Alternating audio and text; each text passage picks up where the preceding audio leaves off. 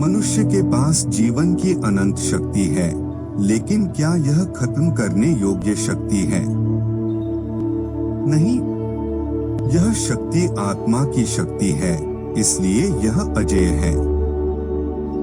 यह कोई सामान्य जीवन, सीमित इच्छा या मानव मन की शक्ति नहीं है, जिनका मनुष्य खुद अतिक्रमण करता है, अपितु यह एक आध्यात्मिक शक्ति होने के कारण यह शारीरिक या मानसिक शक्ति से भी उच्च कोटि की है।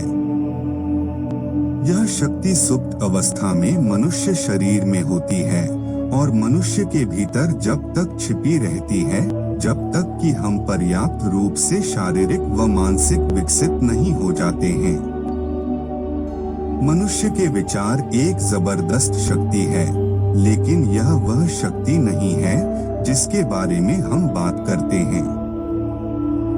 विचार के द्वारा मनुष्य या तो स्वयं को ऊपर उठा सकता है, या स्वयं को ब्रह्मांड की असीम ताकत से जोड़ सकता है, या स्वयं को पूरी तरह से दैवीय प्रवाह से काट सकता है।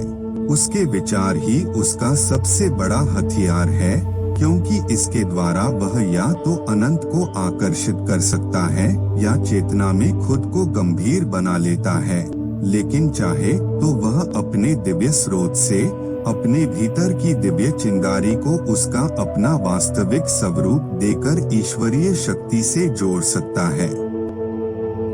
अगर उसे इसके बारे में पता चल जाए तब, पर जब तक वह जीवन के सभी ईश्वरीय स्रोतों के साथ अपनी एकता से अनजान है, तब तक वह उस शक्ति को विनियोजित करने में असमर्थ है जो वास्तव में उसकी है।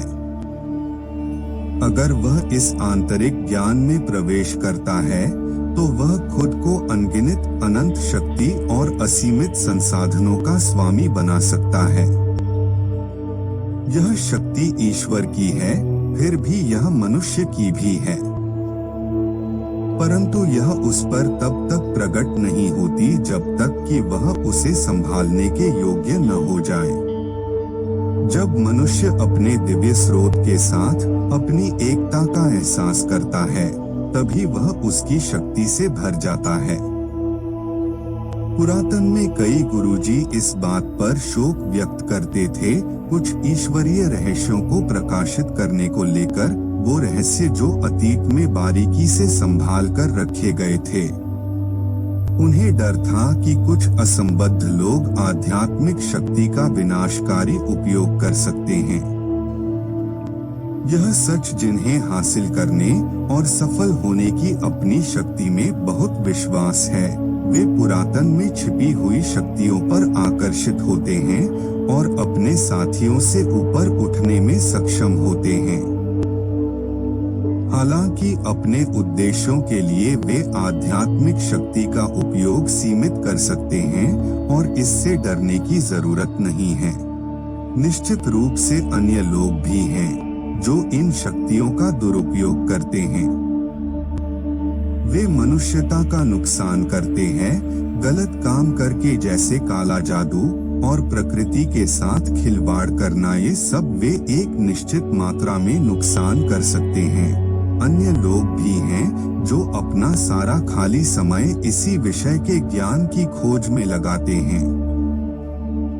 वे हर उस मनोगत पुस्तक को पढ़ते हैं जिस पर वे हाथ रख सकते हैं, लेकिन वे कभी वह नहीं पाते जो वे खोजते रहते हैं। आध्यात्मिक शक्तियां साधकों की आंखों को तब तक देखने से रोकती हैं जब तक वे रहस्योद्घाटन को पूर्ण रूप से उद्घाटित करने के लिए तैयार नहीं हो जाती हैं। जब मनुष्य सत्य की खोज में अयोग्य चीजों के लिए सभी स्वार्थी प्रयास को छोड़ देता है और संपूर्णता की इच्छा में अपनी स्वयं की इच्छा का उपयोग करना बंद कर दिया है, तो वह आध्यात्मिक अनंत शक्तियों के साथ अपनी एकता के रहस्योद्घाटन के लिए तैयार हो जाता है। संपूर्णता के प्रति अप्रत्यक्ष रूप से झुकना एक प्रकाश पुंज को कमजोर कार्य लग सकता है। यही असीम शक्ति को जीवन में प्रवेश कराने का द्वार है। मनुष्य अपने दिव्य स्रोत से अलग नहीं है और न ही कभी रहा है। वह वास्तव में अनंत के साथ एक है। वह जो अलगाव महसूस करता है और अनुभव करता है वह मानसिक है और उसके अंधेपन और अविश्वास के कारण है। मनुष्य कभी भी आत्मा से अलग नहीं हो सकता क्योंकि वह स्वयं आत्मा है। वह अध्यात्म का अभिन्न अंग है। वह पृथ्वी पर रहता है, पृथ्वी पर चलता है, लेकिन उसका अस्तित्व परमात्मा है और परमात्मा उसमें निवास करता है। अधिकांश लोग परमात्मा के साथ इस घनिष्ठ संबंध से अनजान हैं। या तो वो अनजान हैं या वो इस पर विश्वास करने से इनकार करते हैं। ये वो लोग हैं जो परमात्मा के अस्तित्व को न मानकर अलग हो गए हैं। ये उनका अलगाव केवल उनके विचारों और विश्वासों में है, जबकि वास्तविकता उसके उलट है। मनुष्य अलग नहीं है और न कभी हो सकता है। फिर भी जब तक वह मानता है कि वह अलग और अकेला है, वह उतना ही कमजोर और असहाय रहता है। जैसे वह रेगिस्तान में है, अलग और अकेला। मनुष्य अपने दिव्य स्रोत के साथ एक है और उसे कभी अलग नहीं किया जा सकता है। वह इस तथ्य के प्रति भी जानता है कि अनंत की सारी शक्ति उसके पास है, कि वह वास्तव में कभी असफल नहीं हो सकता, वह जीत की ओर अग्रसर है। इस प्रकार हम यह देख पाएंगे कि मनुष्य के विचार की शक्ति कितनी महान है। जबकि विचार आत्मा की शक्ति नहीं है, यह वह शक्ति है जिसके द्वारा मनुष्य या तो स्वयं को दिव्य प्रवाह के लिए खोलने वाली अनंत शक्ति से जोड़ता है और मानता है कि वह अनंत के साथ एक है और वह वास्तव में ईश्वर का ही एक पुंज है। यदि वह विश्वास करता है और सोचता है कि वह केवल एक भौतिक प्राणी है, तो वह एक भौतिक प्राणी का सीमित जीवन जीता है और कभी भी उससे ऊपर नहीं उठ पाता है। लेकिन अगर इसके विपरीत वह सोचता है और मानता है कि वह एक आध्यात्मिक प्राणी है, तो वह पाता है कि उसके पास आध्यात्मिक होने की सभी शक्तियां हैं। दोबारा अगर वह सोचता है कि उसका काम कठिन है और वह अपने कार्यों के बराबर नहीं है, तो वह पाता है कि वास्तव में उसके कार्य कठिन हैं और उसकी शक्तियों से परे हैं। फिर भी दूसरी ओर यदि वह मानता है कि उसका काम आसान है या किसी भी दर पर उसकी शक्तियों के भीतर है, तो वह पाता है कि वह अपना काम आसानी से कर सकता है। भीतर की शक्ति अनंत है। उन पर विश्वास करने से मनुष्य सीधे ब्रह्मांड की आध्यात्मिक शक्ति से जुड़ जाता है।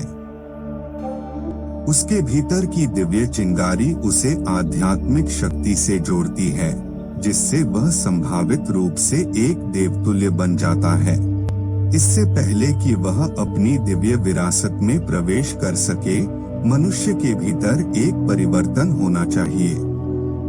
उसे आध्यात्मिक प्राणी के रूप में सोचना सीखना चाहिए। आपने अपने जीवन में जीवन देखा है। आपके पास अनंत जीवन है, अनंत शक्ति है। यदि आप अपनी आत्मा को दिव्य स्रोत से जोड़ते हैं, तो यह प्रेरणा अध्याय एक अनंत जीवन और शक्ति देखने और उसमें विलीन हो जाने को ही मोक्ष कहते हैं। कैसा लगा आपको मनुष्य जीवन से मोक्ष तक का मार्ग जानकर? आज इतना ही। हमारे इस विचार पर आपकी कोई टिप्पणी हो तो जरूर बताएं। हमारे चैनल को सब्सक्राइब करें, शेयर करें और बेल को बजाएं। आपको हमारी नई पोस्ट मिलती रहेगी। पुनः मिलेंगे एक नए सफर के साथ और चलेंगे एक नए आयाम की ओर।